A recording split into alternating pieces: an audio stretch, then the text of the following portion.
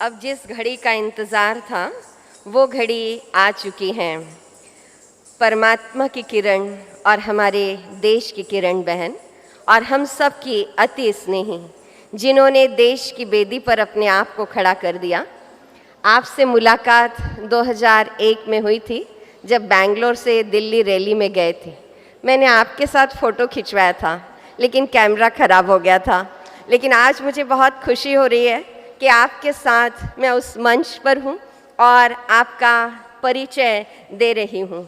बचपन से जब आपको देखती थी आपके समान बनने की इच्छा होती थी, लेकिन आध्यात्म की बेदी पर अपने को समर्पण किया, इस बात की मुझे बहुत बहुत खुशी है।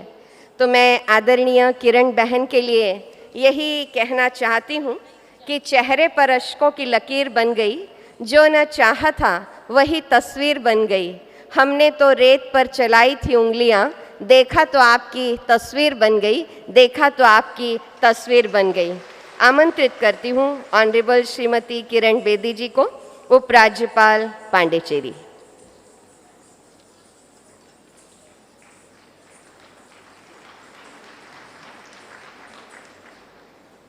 ओम शांति। मेरे परम आदरणीय भाइयों और बहनों, मैं बहुत बहुत आभारी हूँ सारे ब्रह्म कुमारी परिवार का, विश्व परिवार का, जिन्होंने आज मुझे माउंट आबू में बुलाया, आबू रोड बुलाया और माउंट आबू बुलाया। 45 साल के बाद मैं मानती हूँ कि बहुत अच्छे इनविटेशन पहले बार बार आते रहे, लेकिन भाग्य की बात है, समय की बात है कि नज़दीक होते हुए मैं नहीं आई, लेकिन आज दूर से पौंडीचेरी से आई हूँ 45 साल के बाद। मैं 45 साल इसलिए बोल रही हूँ क्योंकि माउंट आबू में नेशनल पुलिस एकेडमी थी, तो 1972 में मैं यहाँ आकर भर्ती हुई थी और यहाँ मेरी पहली ट्रेनिंग पुलिस की यहीं हुई थी।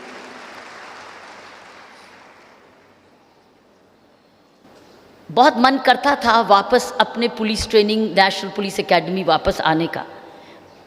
इनविटेशन एक बारी नहीं, बहुत बारी आया, अपनी बहनों से आया, भाइयों से आया, लेकिन समय की बात है, अपने आप से भी पूछना ज़रूरी है पहले क्यों नहीं आई। मैं एक और कारण भी आई हूँ यहाँ, मुख्य कारण आभार प्रकट करने आई हूँ।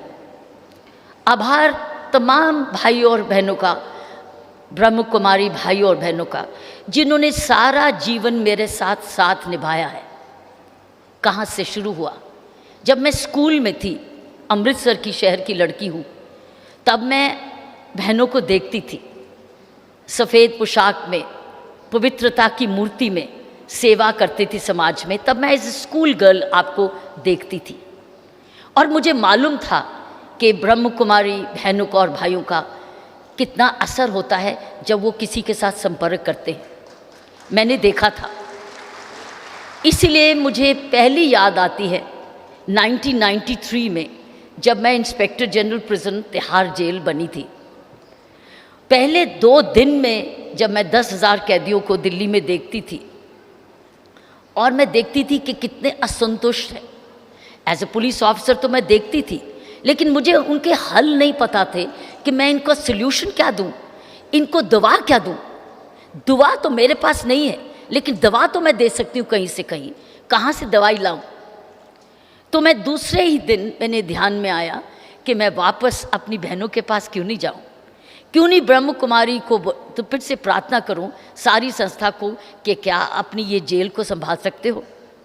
तो मुझे याद है कि बिल्कुल तिहाड़ जेल के नज़दीक हमारी हरिनगर की शाखा है, वहाँ मेरी बहन शुक्ला, और वो भी अमृतसर की है, और मैंने उनसे संपर्क किया। उन्होंने एक दिन भी नहीं ज़ाया किया और वो अगले दिन अपनी फ़ौज के साथ जेल के अंदर आ गए। और मेरी बहन शुक्ला और इन्होंने रोज़ शाम को बिना रुकावट के वहाँ सत्संग किया। साथियों, कमाल का चमत्कार मैंने देखा। लड़ाई झगड़े कम होने लगे, द्वेष खत्म होने लगे, बदले की भावना खत्म होने लगी, तंबाकू और सिगरेट पीना कम होने लगा, और एक नई विचारधारा जेल के अंदर आई। लेकिन मेरा साथ आपका सिर्फ जेल तक नहीं सीमित रहा। फिर मैं पुलिस ट्रेनिंग में जब गई, वही सिचुएशन मैंने पुलिस ट्रेनिंग में देखी। फिर से मैं अपनी बहनों के पास आई, फिर से ब्रह्म कुमारी संस्था के पास आई कि फिर से मेरी मदद करो। पुलिस ऑफिसर्स भी एक जेल में हैं, क्योंकि वह अपने जेल में हैं। वो तो कैदी शहर के जेल में थे, अपनी तो जेल में थे, इसीलिए अपराध किया था। लेकिन वो उनकी आज़ादी सीमित इसलिए की गई ताकि वो दोबारा अपराध ना करें और समाज सुरक्षित रहे। लेकिन हम पुलिस ऑफिसर्स और हम व्यक्ति अपने आप में भी एक जेल बनाते हैं अपनी विचारधारा से। तो मेरे पुलिस ऑफिसर्स भी तनाव में थे। जब तनाव में रहते हैं तो हम अपने आप को एक जेल बनाते हैं। तो मैंने फिर से अपनी बहनों को रिक्वेस्ट की, प्रार्थना की, वापस आइए। पुलिस ऑफिसर्स को भी आपकी सख्त ज़रूरत है। तो मैं आभार प्रकट करने आई हूँ। आपने मेरा जेल में भी सहायता की, आपने पुलिस ट्रेनिंग में भी सहायता की। उसके बाद स्वयंसेवी संस्थाओं में जब मैं काम करने की अपनी मेहनत करनी शुरू करी, इसी प्रकार आपने स्वयंसेवी संस्थाओं में, गाँव में, स्कूलों, स्लम्स में और जगह जगह आके बच्चों को शिक्षित किया। इसलिए दो आभार, एक कि मुझे आप वापस माउंट आबू लाए हो 45 साल के बाद, और दूसरा जो आपने मेरे काम में जहाँ जहाँ मुझे सफलता प्राप्त हुई, आपका आशीर्वाद रहा और आपकी सेवा रही। मेरे लिए ब्रह्म कुमारी परिवार स्टैंड करता है प्योरिटी के लिए। मेरे लिए आप प्योरिटी की मूर्ति हैं। ये सारी संस्था, एक एक व्यक्ति, एक एक बहन, एक एक भाई प्योरिटी, स्वच्छता के लिए स्टैंड करता है, सिंप्लिसिटी के लिए स्टैंड करता है, ईमानदारी के लिए खड़ा है। इसलिए तो 80 साल बिना किसी स्कैम के, स्कैंडल के आप इतना फैल गए सारी दुनिया में, जहां आपने एक पहचान बनाई। यही तो मूल्य हैं, यही तो मूल्य हैं जो हमें इस देश का आधार बने हुए हैं और इस देश को बचा रहे हैं। प्योरिटी, सिंप्लिसिटी, ऑनेस्टी, क्योंकि ये है हमारा विश्वास, ईमानदारी, सेवा, तमाम अनथक सेवा, कुर्बानी। आप अपना अपना कई चीज़ें छोड़ के हम लोग समाज में आप सेवा करते हैं। चरित्र, ज़बरदस्त स्ट्रॉन्ग कैरेक्टर, ह्यूमैनिटी, आप मानवता के लिए खड़े होते हैं। आप ब्रह्म कुमारी समाज ऐसा समाज मानवता सिखाता है। मानवता की बात हुई तो मुझे याद है कि जब 20 साल की उम्र में मैंने इंडियन पुलिस सर्विस का इम्तिहान दिया, तो मैंने फॉर्म भरा। इंडियन पुलिस सर्विस का फॉर्म था, उस फॉर्म में था तुम्हारा धर्म क्या है, रिलीजन। तो रिलीजन वक़्त मेरी कलम रुक गई। तब तो मैंने सबको बाकी चीज़ें लिख दी, रिलीजन का मैं क्या लिखूं, क्योंकि मैं अमृतसर में एक Catholic school, sacred heart school से पढ़ी हूँ। मेरी दादी सिख परिवार, मेरे पिता, मेरे डैडी, मेरे दादा और मेरे नानका हिंदू परिवार। वो पहले खूब गाँव को, गायों को खिला के, 200 को लोगों को खिला के खाना खुद खाते थे। तो अमृतसर में क्रिश्चियन स्कूल से पढ़ी। दादी मेरी सिख परिवार, मेरे नाना और मेरे दादा हिंदू परिवार। ये तीनों ऐसे, बाकी समाज तो मुसलमान समाज आसपास था अमृतसर में, तो मिल के सब रहते हैं। तो मैं रिलीजन क्या लिखूं, इंडियन। और उस वक़्त मेरी उम्र 20 साल थी। सोचूं क्या लिखूं। कभी मैं मॉर्निंग में चर्च में भी जाती थी, दादी के साथ दरबार साहब भी जाती थी, नानी के साथ दुर्गाना मंदिर भी जाती थी। और तो मैं क्या लिखूं, तो मैंने लिखा, अंग्रेज़ी में लिखा ह्यूमैनिटी, रिलीजन लिखा ह्यूमैनिटी। और मुझे याद है कि जब मेरी इंडियन पुलिस सर्विस में के लिए इंटरव्यू हुआ, तो उन्होंने बहुत पूछा कि क्या मैंने बनावटी तो नहीं लिख दिया ह्यूमैनिटी नंबर लेने के लिए, क्या मैंने जान के इम्प्रेस करने के लिए तो नहीं लिखा ह्यूमैनिटी। लेकिन मैंने फिर जब इंटरव्यू बोर्ड को बोला कि मैं सच्ची में मानवता में विश्वास करती हूँ, यही संस्कार मुझे मेरे माँ बाप ने दिए हैं और मेरे बड़ों ने दिए हैं। मैं मानवता में विश्वास करती हूँ और ईश्वरीय शक्ति में विश्वास करती हूँ, किसी रूप में भी है। तो मुझे याद है, मेरा विश्वास है कि मेरा ये जवाब ही मुझे इंडियन पुलिस सर्विस में लाया, क्योंकि इसमें मुझे इंटरव्यू में बहुत नंबर मिले और शायद यही चीज़ मुझे मेरी ज़िंदगी भर के लिए मुझे उसने मिशन दिया।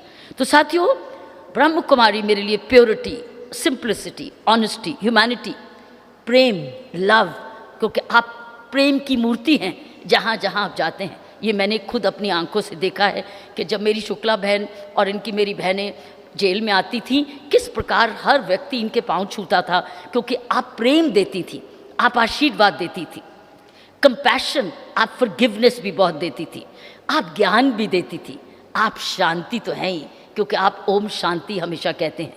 तो ये मेरे लिए परिवार, यही मूल्य इस देश को और इस दुनिया को चाहिए, जो कि ब्रह्म कुमारी एक उदाहरण है।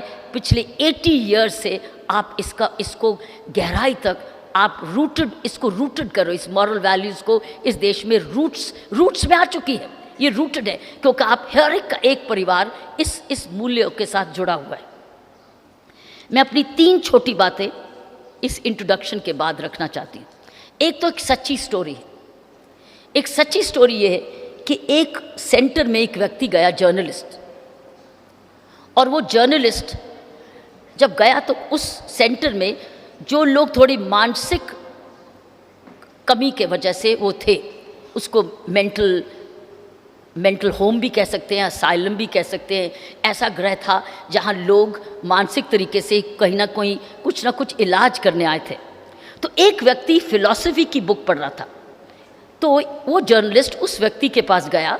उसने कहा कि मुझे लगता है कि तुम इधर इलाज के लिए नहीं आए हो, तुम कुछ और हो, बताओगे तुम यहाँ क्यों आए हो?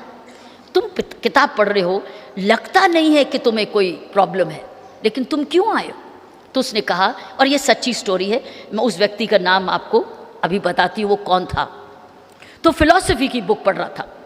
तो उसने कहा, मैं इसलिए यहाँ आया हूँ क्योंकि मेरे पिताजी मुझे कह रहे थे उनके जैसे डॉक्टर बनो, मेरी माँ कह रही थी पिताजी जैसे बनो, और मेरे अंकल कह रहे थे मेरे जैसा धनी बिजनेसमैन बनो, और मेरी बहन कह रही थी मेरे पति जैसे, मेरे जीजू जैसे बनो। सभी जने मुझे कह रहे थे तुम ऐसे बनो या वैसे बनो। मैं परेशान हो गया सुन सुन के। कोई मेरे से ये नहीं पूछ रहा था मैं क्या बनना चाहता हूँ। तो मैं पहले, इसलिए मैं यहाँ आया क्योंकि पहले मैं एक अच्छा इंसान बनना चाहता था। मैं इसलिए उनको छोड़ के आया क्योंकि पहले मैं मानवता सीखने आया, मैं एक इंसान बनना चाहता। उस आदमी का नाम था खलील जिब्रान। उसने कहा, और वो फिलॉसफी की बुक पढ़ रहा था, उसने मानवता का पाठ सीखने आया, मैं मानवता को समझने आया हूँ, मैं एक अच्छा इंसान बनना चाहता हूँ। पहले मैं समझती हूँ इस देश को एक सख्त ज़रूरत है इस मैसेज की। मैंने देखा है 12वीं 9वीं 10th स्टैंडर्ड से ऑनवर्ड्स इतना प्रेशर हमारे नौजवान लड़की और लड़के पर आ जाता है कि तुमने ये प्रोफेशन लेना है, चाहे हुक या क्रुक, जी, चाहे 24 घंटे तुम कुछ नहीं और सीखो, परेशान भी आप, कोई मूल्यों की बात नहीं है। तुम पहले मुझे एक प्रोफेशनल बन के दिखाओ ताकि जल्दी गाड़ी मिले, तुम्हारे पास घर हो, तुम्हारी तनख्वाह अच्छी हो, तुम्हारा नाम हो, हम कह सके ये मेरा बेटा है, फलाना इस इंजीनियर है, ये ऑल इंडिया सर्विस का ऑफिसर है, या फलाना। हम इंसानियत, उसको इंसानियत जब बनाएंगे, इंसानियत सिखाएंगे, वो अच्छा इंजीनियर भी बनेगा, अच्छा डॉक्टर भी बनेगा, अच्छा पुलिस ऑफिसर भी बनेगा, अच्छा पॉलिटिशियन भी बनेगा, अठावले साहब जैसा एक कुर्बानी व्यक्ति भी बनेगा। क्यों नहीं बनेगा? वो कोई भी रास्ता अपना, लेकिन इंसानियत नहीं भूलेगा, इंसानियत के आधार पे उसका काम रहेगा। मेरा यही मैसेज, जो कि इंसानियत आज इस देश को, हर व्यक्ति, हर बच्चे को, इसीलिए हमारे प्रधानमंत्री जी ने योग अभ्यास और योग एजुकेशन लाए, क्योंकि वो जब हम स्कूल में शुरू करेंगे मेडिटेशन से, स्कूल में शुरू करेंगे योग अभ्यास से, शांति से, मैसेजेस से, तो हमें वो मूल्य पहले हमारा आधार बनेंगे, फिर हम लोग अपनी प्रोफेशन की तरफ जाएंगे। ये एक देश परिवर्तन की तरफ जा रहा है। हाल ही में साथियों, आपको खुशी होगी कि मेरी पौंडीचेरी गवर्नमेंट ने योग अभ्यास को स्कूल की एजुकेशन के साथ जोड़ने के लिए अनिवार्य एक डिसीजन ले ली है, और हमारी अब स्कूल की एजुकेशन में योग अभ्यास अब एक इंटेग्रल पार्ट ऑफ एजुकेशन है। मैं जब आने से पहले इस ऑर्डर को साइन करके आई, तो ये एक बहुत लंबी शुरुआत है। और जब आप कह रहे थे कि वर्ल्ड शांति पीस का बनेगा, उसका आधार योग ही होगा। योगा से एक आगे की शाखाएं खुलेंगी। जितना हम योगा को अपना हिस्सा बनाते जाएंगे, उसमें शांति और अपनी स्थिरता लाते रहेंगे, आपका हमारा सबका सपना ज़रूर पूरा होगा। और इसकी शुरुआत हो चुकी है। कुछ साल जो योग एक रूट है उसके लिए, जो कि जून 21 June is an international day of yoga. जितना ये फैलता जाएगा उतना भला इस देश का, दुनिया का ज़रूर होता जाएगा। उसमें उसका हिस्सा, उसका हक, उसके हम सब एम्बेसडर्स हैं। हम ब्रह्म कुमारी हैं, लेकिन हम योगा के और साथ साथ उसके असली एम्बेसडर्स हैं। क्योंकि हमको भी जहाँ इंडियन जाता है वो योग के लिए स्टैंड आउट करता है। क्योंकि इंडियन को पता, दुनिया को, वेस्टर्नर को पता है इसको तो योगा आता ही है, क्योंकि ये योग से ही पैदा हुआ है, ये योग से ही उगा है, इसमें सारे संस्कार ही योगा के। इसलिए हमको किसी को कहना नहीं पड़ता कि मुझे योग आता है, सिर्फ हमको उसको योगा अभ्यास और योग को समझना ज़रूरी है। मेरा दूसरा रिक्वेस्ट ये है कि हम सब समाज सेवा में लगे हैं, लेकिन समाज सेवा के साथ जो पॉलिसी मेकिंग है, हमारी पॉलिसी डिसीजंस हैं, वो है गवर्नमेंट ऑफिसर के हाथ में। हम रिक्वेस्ट करते हैं, लेकिन जो पावर है, फिनेंशियल पावर है, पॉलिसी मेकिंग पावर है, रूल मेकिंग पावर है, लॉ मेकिंग पावर है, साथियों, वो समाज सेवा में नहीं है। समाज सेवा ओपिनियन देता है, समाज सेवा एक प्रेशर बनाता है, लेकिन जो डिसीजन मेकर है वो है गवर्नमेंट ऑफिसर, सरकारी मुलाजिम। दो जने सरकार को के निर्णय लेते हैं। एक तो मंत्री लोग, पॉलिटिशियन, जब वो इलेक्ट होके जाते हैं तो वो, उनके पास बजट होता है, कानूनी अधिकार होता है, वो चर्चा करके पब्लिक की राय लेके कानून बनाते हैं। एक तो वह असली अधिकारी पब्लिक सर्विस के, पॉलिसी मेकिंग के होते हैं। हम सबके बस का नहीं है पॉलिटिक्स में जाना, हम सबके बस का नहीं है किसी पार्टी के हिस्सेदार बनना, हम सबके बस का नहीं है इलेक्शन लड़ना। सबकी अपनी अपनी रुचि होती है, सबकी अपनी अपनी ओरिएंटेशन होती है। लेकिन अगर इस देश को बदलना है, अगर इस देश को बदलना है, अब मैं इसको दोबारा इसलिए कह रही हूँ, अगर आज प्रधानमंत्री जी को हमने सफल बनाना है, आज अगर इस देश को हमने एक नई न्यू इंडिया की तरफ ले जाना है, जो हमारे प्रधानमंत्री जी बार बार कहते हैं, न्यू इंडिया हमसे तो बनेगा, समाज सेवकों से तो बनेगा, लेकिन असली बनेगा गवर्नमेंट सर्वेंट से, प्रशासन से, जो कि गवर्नमेंट का अधिकारी है, जो सरकार का मुलाजिम है। पब्लिक सर्वेंट, चाहे वो सिपाही है, चाहे वो डीजीपी है, चाहे वो तहसीलदार है, चाहे वो चीफ सेक्रेटरी है, चाहे वो इनकम टैक्स का छोटा ऑफिसर है या वो सीनियर मोस्ट ऑफिसर है, वो सभी को अपना हिस्सा बांट देना होगा। तो मुझे आपको क्या कहना है? मुझे ये कहना है कि आप यूनिवर्सिटी हैं, जब तक हम अपने बच्चों को सरकारी प्रशासन के लिए तैयार नहीं करेंगे, और ब्रह्म कुमारी के बच्चे, लड़के हों या लड़की, इंजीनियर बने, डॉक्टर बने, टीचर बने, बिजनेसमैन बने, लेकिन साथ साथ पब्लिक एडमिनिस्ट्रेशन में जाए, वो इंडियन पुलिस अपनी पब्लिक सर्विसेज में इम्तिहान लें। जब ऐसी विचारधारा के लोग ओहदे पे बैठेंगे, कलेक्टर बनेंगे, एसपी बनेंगे, इनकम टैक्स ऑफिसर बनेंगे, कस्टम्स ऑफिसर बनेंगे, टीचर बनेंगे, प्रोफेसर्स बनेंगे, प्रिंसिपल्स बनेंगे, कोई भी आप प्रोफेशन ले लीजिए, सरकारी मुलाजिम बनेंगे, क्योंकि वो पॉलिटिक्स हर एक के बस का नहीं है। इसलिए मैं ये नहीं कह रही चलो अपने बच्चों को राजनीति में भेजें, क्योंकि राजनीति सबका बस नहीं है। ये एक बहुत अपने तरीके की कुर्बानी और मेहनत मांगता है, अपने तरीके का एक कैरेक्टर मांगता है। लेकिन पब्लिक सर्विस जो है वह मेरिट मांगती है। पॉलिटिकल लाइफ में हमेशा बेस्ट आदमी नहीं इलेक्ट होके आता, जिसको सबसे ज़्यादा वोट मिलते हैं वो आता है। जो कई बार जो ज़्यादा गुणवान होता है वो रह जाता है, क्योंकि पब्लिक उसको पहचानती नहीं है। आपको याद है एक former chief justice of India election के लिए खड़े हुए थे तो वो हार गए थे। तो क्या चीफ जस्टिस ऑफ इंडिया को क्या उससे ज़्यादा उत्तम और कौन मिल सकता था? लेकिन वो जीते नहीं थे। सो इलेक्शंस में कोई गारंटी नहीं है कि हम लोग हमेशा बेस्ट व्यक्ति, मेरिटोरियस व्यक्ति को ही इलेक्ट करें। हर तरीके के लोग आते हैं, क्रिमिनल बैकग्राउंड के भी लोग आते हैं, लेकिन पब्लिक एडमिनिस्ट्रेशन में क्रिमिनल बैकग्राउंड का व्यक्ति नहीं आ सकता, नहीं आ सकता। वो मेरिट से ही आएगा। और उसमें लड़की और लड़के में भी भेदभाव नहीं है, लड़की और लड़के में भी भेदभाव नहीं। मैंने ये देखा है कि हम लोग जो सोशल वर्क में हैं, हम अपनी बच्चियों को और ऐसी इंस्टीट्यूशंस, एक सिविल सर्विसेज और स्टेट सर्विसेज का, पुलिस सर्विसेज का, बैंक सर्विसेज का, ऐसी सर्विसेज का जो हमारे सर्विसेज के एग्ज़ाम होते हैं, एक सेंटर खोलें और उस सेंटर में ऐसे ब्रह्म कुमारी, ये जो हमारी नई पनीरी है जो पब्लिक सर्विस में जाना चाहती है, उसको पढ़ाएं, उसको मेहनत करके मेरिट पे जिताएं, उसको सफल कराएं। जब हमारी पनीरी, हमारी ऐसी प्योरिटी, ईमानदारी, सेवा भाव के लोग जब पब्लिक सर्विस में ज़्यादा आने लगेंगे, सब जने काम करने लगेंगे, ईमानदारी देश में बढ़ जाएगी। और कोई गारंटी नहीं है। अगर आप चाहते हैं कि कोई गारंटी होनी चाहिए ईमानदारी की, सच्चाई की, ईमानदारी की और चरित्र की, हमारी पब्लिक सर्विस और एक संवेदनशीलता की, तो उसके लिए तो ये मूल्य उसके साथ जाएं। अभी तो सिर्फ नंबरों की मेरिट है। अभी पब्लिक एडमिनिस्ट्रेशन में कैरेक्टर नहीं चिना जाता।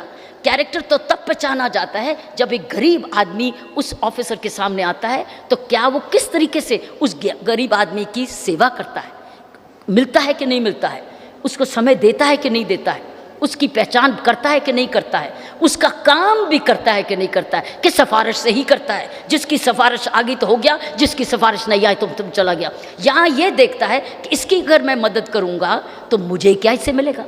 वो सरकारी काम को बिजनेस बनाता है।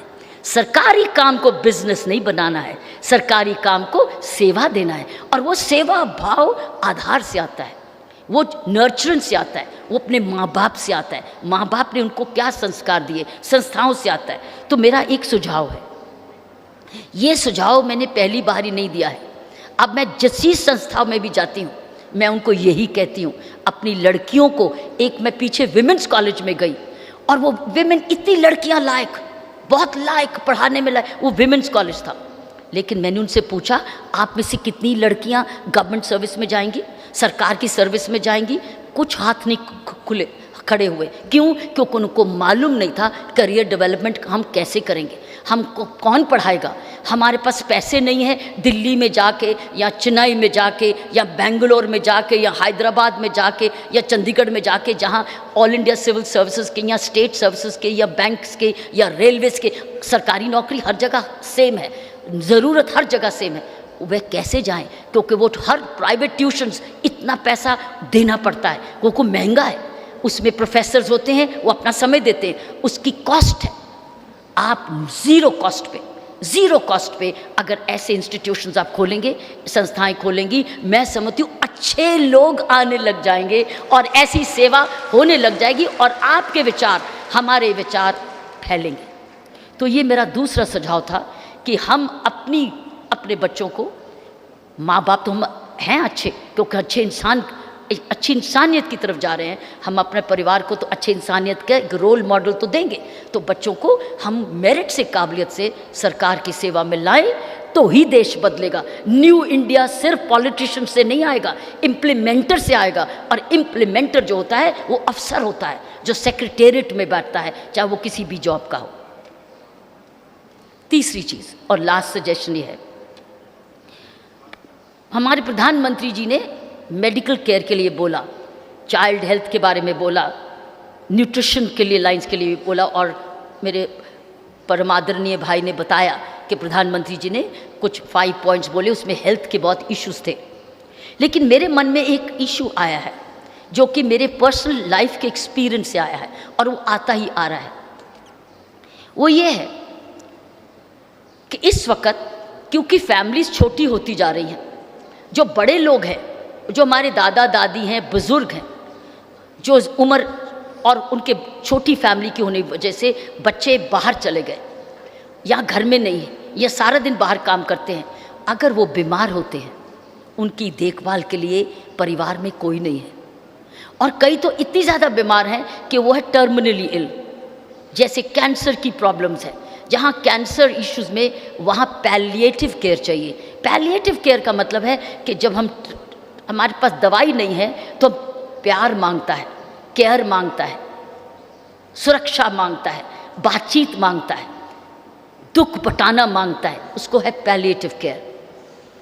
कई दूसरे देशों में हॉस्पिटल्स खुल चुके हैं, उसमें पैलिएटिव केयर है। साथियों, मैं समझती हूँ हमसे बेटर कोई नहीं है, हमारी बहनों और भाइयों से बेटर पैलिएटिव केयर के लिए कोई भी नहीं है। वो ऑलरेडी उनकी जो पोशाक, उनकी जो प्रेजेंटेशन, उनकी जो पर्सनैलिटी है, वो पैलिएटिव केयर है।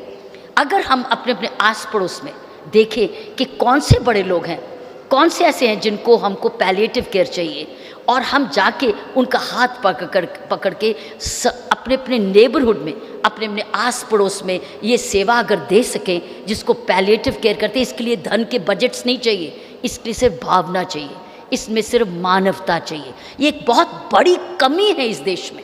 मैं तीनों चीज़ें वही लाई हूँ जो मैं समझती हूँ वैक्यूम्स हैं, क्योंकि आपके पास, हम सब के पास बहुत सारे विद्वान स्पीकर्स आ चुके हैं।